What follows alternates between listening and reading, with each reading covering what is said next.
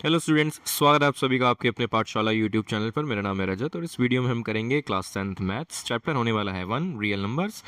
और इससे पहले वाली वीडियोस में हमने ऑलरेडी एक्सरसाइज 1.1 है उसको फिनिश कर दिया है। अगर आपने वो वीडियोस नहीं देखे तो पहले वो देखो, फिर इस पे जंप करना।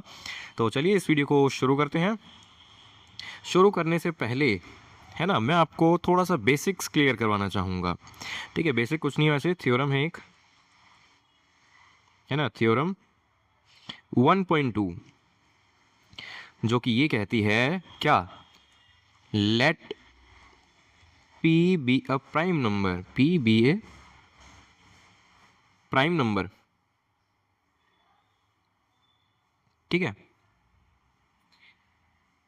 If p divides a square, है ना, अगर p जो है ए स्क्वेयर, एक नंबर है a, उसका स्क्वेयर कर रखा है।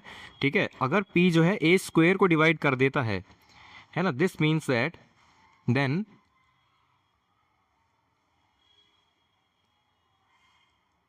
p also divides a। ठीक है, वेयर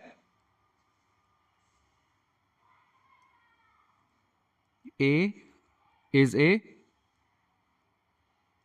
पॉजिटिव इंटीजर। ठीक है, तो अभी समझ में नहीं आई होगी इतनी, लेकिन मैं आपको समझाता हूँ इसको।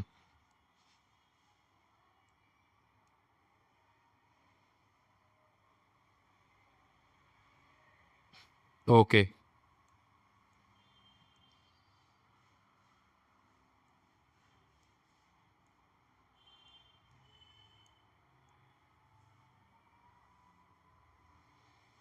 ठीक है, ठीक है।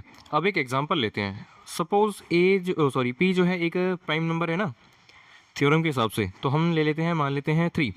ठीक है, और ए को मान लेते हैं या फिर ए स्क्वेयर मान लेते हैं, 3 का ही कोई वो ले लेते हैं, तो क्या लें, 81 ले लेते हैं।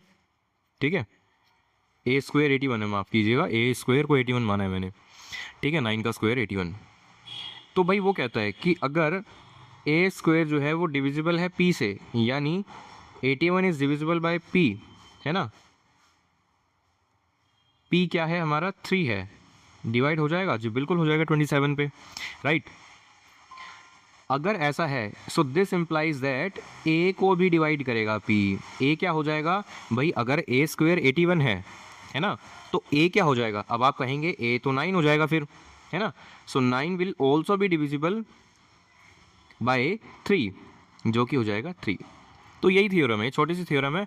इसको मैंने प्रूफ भी यहाँ पे हल्का सा दे दिया, हालांकि ये एग्ज़ाम के पर्सपेक्टिव से नहीं है, एग्ज़ाम में नहीं आता, बस बस हाँ, इसका यूज़ करते हुए हम क्वेश्चन सोल्व करेंगे।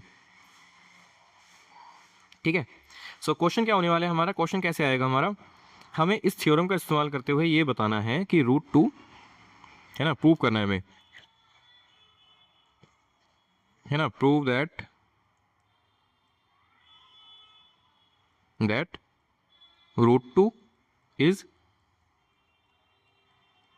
इरेशनल।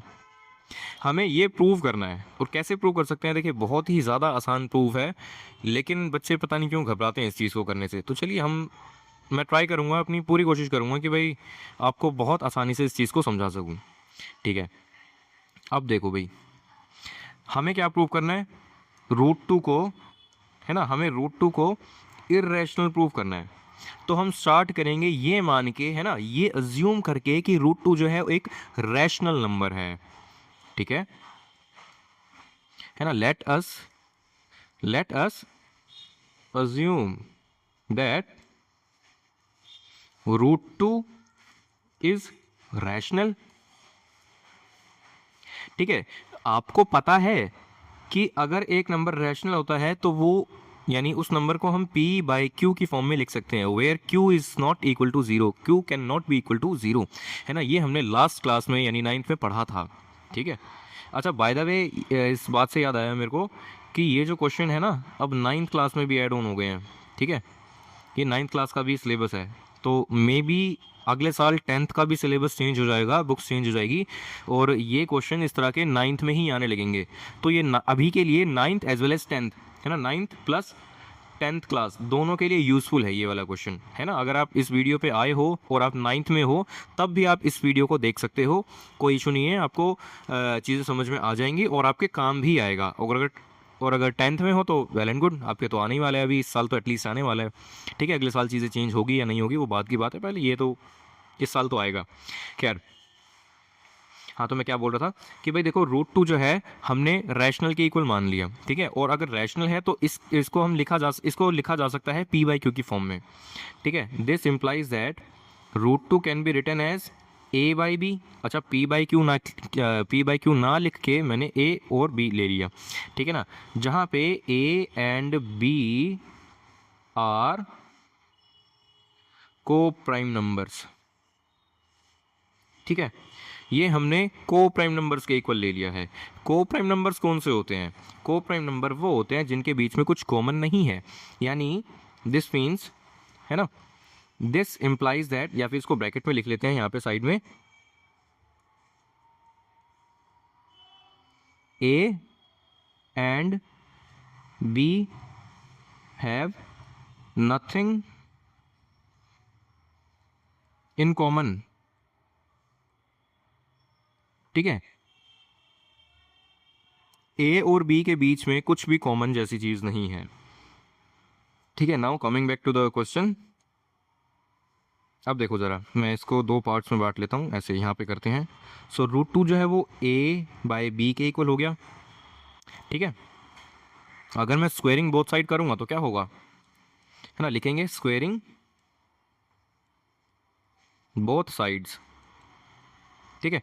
यानी √2 का भी स्क्वायर हो जाएगा और इधर a/b का भी स्क्वायर हो जाएगा, ठीक है। नाउ नेक्स्ट स्टेप, भाई √2 का स्क्वायर क्या होता है? अगर देखो, मैं √2 का किसी भी रूट वाले नंबर का स्क्वायर करूँगा ना तो वही नंबर आंसर आ जाएगा, ठीक है। √3 का करता स्क्वायर तो भाई 3 ही आंसर आ जाता, ठीक है। आई होप कि ये चीज़ आपको समझ में आई। तो इसलिए √2 का स्क्वायर 2 और a² is a² and b² is b², simple. आगे बढ़ते हैं नेक्स्ट स्टेप की तरफ। क्या मैं b को इधर लेके आ सकता हूँ? तो ये हो जाएगा 2 × b² इक्वल टू a², ठीक है।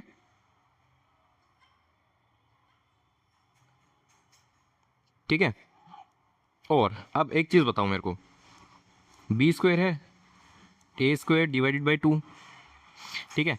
क्या मैं 2 को इधर लेके आ सकता हूँ? जी बिल्कुल। अब यहाँ पे मैं वही थ्योरम को अप्लाई करने वाला हूँ, उस वही लॉजिक का इस्तेमाल करते हुए मैं यहाँ पे ये प्रूव करूँगा कि a और b के बीच में एक कॉमन है, एक फैक्टर है जो दोनों के बीच में कॉमन है ना। यानी हमने जो माना था उसको कॉन्ट्राडिक्ट करने वाले हैं, ठीक है। तो भाई मैं लिखता हूँ यहाँ पे, तो जो हमने थ्योरम पढ़ी थी ना उसको थोड़ा सा याद करो। मैंने बोला था कि अगर कोई भी नंबर है ना, कोई भी नंबर है, एक प्राइम नंबर है 2, ठीक है, वो a² को डिवाइड कर रहा है ना, a² को डिवाइड कर रहा है, इसका मतलब है वो जो है वो a को भी डिवाइड करेगा, ठीक है। वो जो है a को भी डिवाइड करेगा फिर तो, है ना।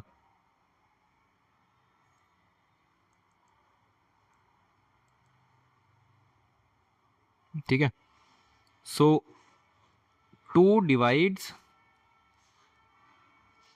a², है ना। This means that 2 will also divide a, ठीक है ना। जो 2 है a² को डिवाइड कर रहा है कंप्लीटली, तो 2 जो है वो a को भी डिवाइड करेगा, सही है, ठीक है।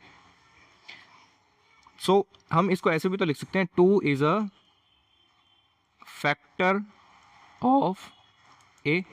भाई डिवाइड करने का मतलब क्या होता है? फैक्टर ही तो हो गया ना उसका, ठीक है। तो 2 is a factor of a, ठीक है। अगर मैं थोड़ा सा और इसको एक्सप्लेन करके बताना चाहूँ तो इसको मैं ऐसे भी तो बोल सकता हूँ, मतलब समझा रहा हूँ मैं थोड़ा सा, तो देखना ज़रा। भाई देखो, जैसे 10 है, 10 को 2 डिवाइड कर रहे हो, तो हम ये बोल सकते हैं कि जो 2 है ना वो एक फैक्टर है 10 का, ठीक है। सिमिलरली अगर a को डिवाइड कर रहा है 2 तो हम ऐसे भी तो बोल सकते हैं कि 2 जो है वो फैक्टर है a का, है ना। तो मैंने यही बात यहाँ पे लिखी, 2 is a factor of a, ठीक है। चलो आगे बढ़ते हैं, ठीक है। अब देखो ज़रा, नाउ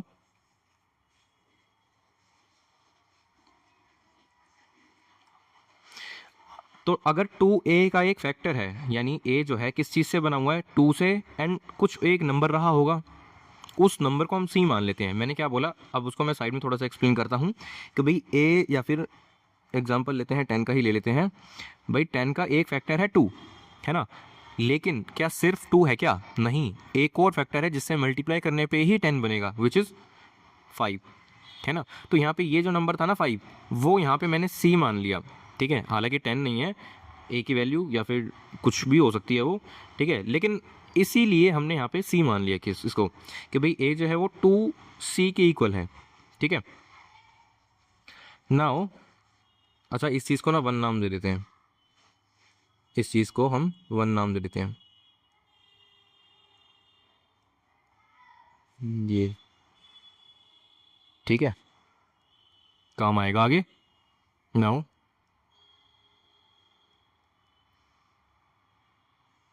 भाई बी स्क्वेयर जो था, 2b स्क्वेयर, वो a स्क्वेयर के इक्वल है, ये तो हमने पहले ही देख लिया था, ये वाला है ना, ये वाला स्टेप से, है ना, ये तो इक्वल है, हमें पता है ये, ठीक है। अब जो एक a है, इसकी जगह हम 2c लिख सकते हैं, 2c, है ना, उसका स्क्वायर करने के लिए बोला गया है हमें, ठीक है, ये लिख दिया हमने। और 2b square equal to 2c square, अरे 2c का होल स्क्वायर क्या हो जाएगा, 4c स्क्वेयर हो जाएगा, है ना। और ऐसे ही 2b स्क्वेयर इक्वल टू जो 4c स्क्वेयर था, तो क्या मैं डिवाइड में 2 नहीं लिख सकता, है ना। और क्या मैं 2 से 4 को कैंसिल आउट नहीं कर सकता, तो आ जाएगा हमारा b स्क्वेयर की वैल्यू 2c स्क्वेयर, ठीक है। अब देखो ज़रा, यहाँ पे भी वही खेल खेलना है, तो b स्क्वायर डिवाइड बाई 2 करूँगा तो इक्वल टू में c स्क्वायर रह जाएगा खाली, ठीक है। यहाँ पे वही चीज़ लिखनी है जो हमने यहाँ पे a के साथ लिखा था, क्या, 2 डिवाइड्स b स्क्वेयर, ठीक है, 2 विल ऑल्सो डिवाइड b, तो b को भी डिवाइड करेगा 2, तो इसका मतलब ये हुआ 2 is a factor of b, ठीक है, 2 is also a factor of b। भाई 2 जो है वो b का भी फैक्टर है, और इससे पहले हम ये प्रूव कर चुके हैं कि 2 जो है वो a का भी फैक्टर है, ठीक है। तो हम अब कुछ नहीं करना, कुछ सॉल्व करने वाला कुछ नहीं था इसमें। अब लास्ट में 2-3 लाइनें लिख के इसको ख़त्म करेंगे हम, ठीक है। क्या लिखेंगे, अच्छा इसको 2 नाम दे देते हैं,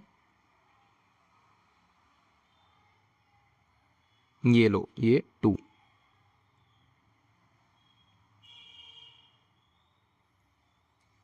ठीक है। हाँ, तो क्या लिखना था हमें, फ्रॉम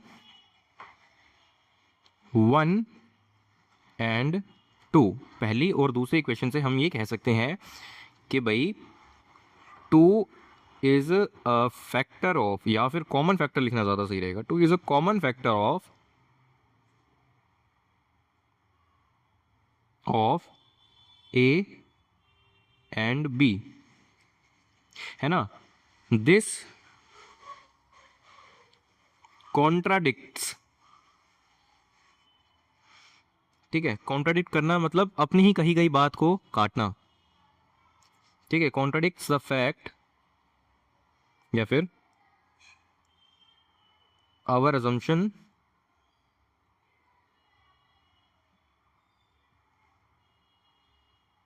क्या अज्यूम किया था हमने कि ए एंड बी जो है वो को प्राइम है, ए एंड बी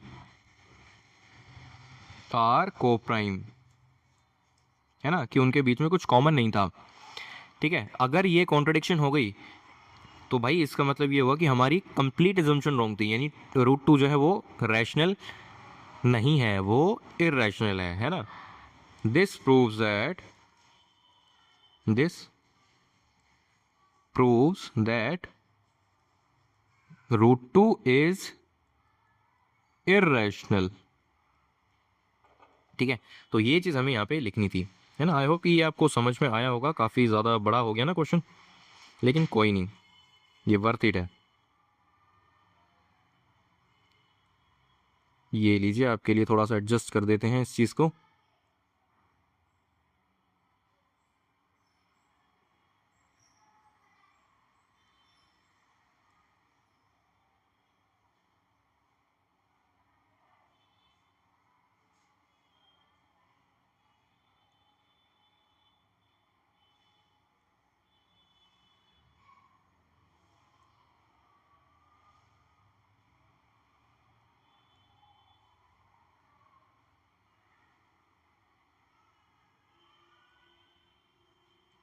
तो आई होप कि ये वीडियो आपको पसंद आई होगी, कुछ जानने को मिला होगा, कुछ समझ में आया होगा।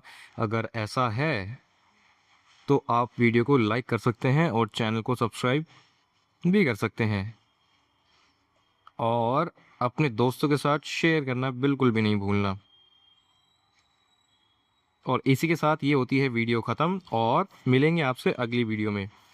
तो तब तक के लिए प्रैक्टिस करते रहना, और ये क्वेश्चंस काफ़ी ज़्यादा इंपॉर्टेंट है, ये ध्यान रखना, ठीक है। और हाँ, जाते जाते एक चीज़ और बता दूं मैं आपको, जाते जाते एक चीज़ और बताना चाहूँगा, ठीक है। ये हो गया हमारा रूट 2 के लिए। आप बिल्कुल सेम तरह से रूट 3 के लिए कर सकते हो, रूट 5 के लिए कर सकते हो, रूट 7 के लिए कर सकते हो। मैंने 5 को 7 लिख दिया ना। रूट 5 के लिए कर सकते हो, रूट 7 के लिए कर सकते हो, ठीक है। तो ये आपका होमवर्क है, ठीक है। फ़र्क क्या होगा इन क्वेश्चंस में, जहाँ जहाँ पे 2 लिखा है आपने यहाँ पे इस क्वेश्चन में, जहाँ जहाँ पे 2 है उसकी जगह पे रूट 3 को प्रूव करते वक्त 3 आ जाएगा, रूट 5 को प्रूव करते वक्त 5 आ जाएगा, है ना। रूट 7 को प्रूव करते वक्त 7 आ जाएगा, कोई दिक्कत नहीं होने वाली है, ठीक है ना। तो ये आपके लिए रहा होमवर्क, ठीक है। और इसके बाद हम करेंगे कुछ एडवांस लेवल के क्वेश्चन। एडवांस तो नहीं है तो वो भी बेसिक, बल्कि वो और ज़्यादा ही इजी होने वाले हैं, है ना। ये जो सिंगल वाले नंबर होते हैं यही थोड़े से दिमाग ख़राब करते हैं, बाकी जो और तरह के जो क्वेश्चन है प्रूफ करने वाले रूट वाले, वो बहुत ज़्यादा इजी होने वाले हैं। तो चलिए मिलते हैं आपसे अगली वीडियो में, तब तक के लिए बाय।